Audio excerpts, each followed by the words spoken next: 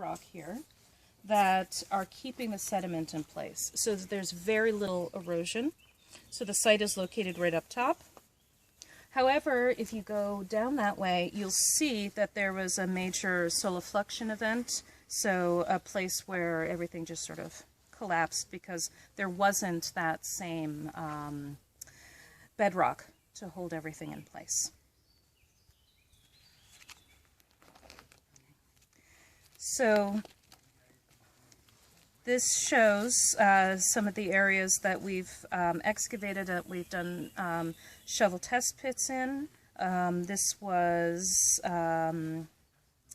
2010 that we did this map. This is the stratigraphy. So you have M60 is over there, and then M54, M53 going that way. So you can see what the sediments look like. It's a very shallow site. It's about 20 centimeters below surface.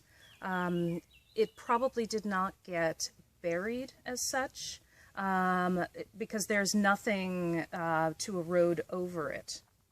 So some burial might have occurred by loess blowing in, but it seems that the most likely explanation is that bioturbation during the Holocene, particularly worms and other small beasties, caused a lot of air in the soil, and then everything sunk in place.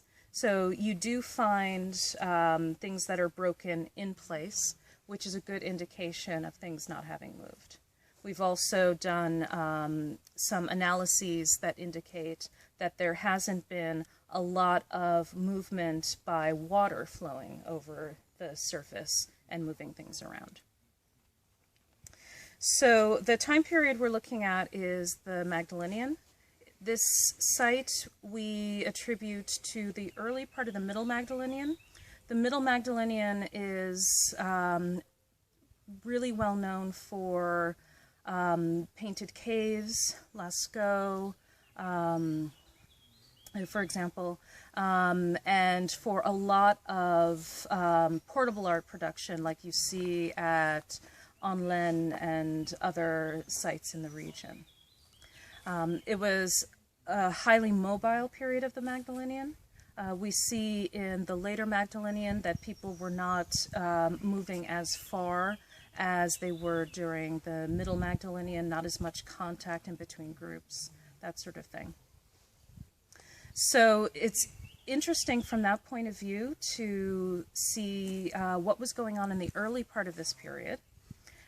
This is the first site attributed to this time period in this region, and it's the only open-air site. So it gives us a lot of information about the Magdalenian that we don't already have. This has been a prehistory of what was going on in caves. And the more that we look at both caves and open-air sites, the more we're convinced that the caves were not the everyday places, that these were special places for the most part. And yes, there are caves that served primarily as habitation sites, but there are also a lot of caves that show no sign of habitation at all. So Onlen, for example, is so packed full of artifacts that there are more artifacts than sediment. But you go to a cave like Nio, where we will go at some point this summer. It's a huge cave, it's decorated, but as far as signs of habitation go, there's nothing, basically. So the caves are probably special places, and we've based everything we know about this time period on what's going on in caves. So this adds a really important chapter that's been missing from the story of the Magdalenian. Questions so far?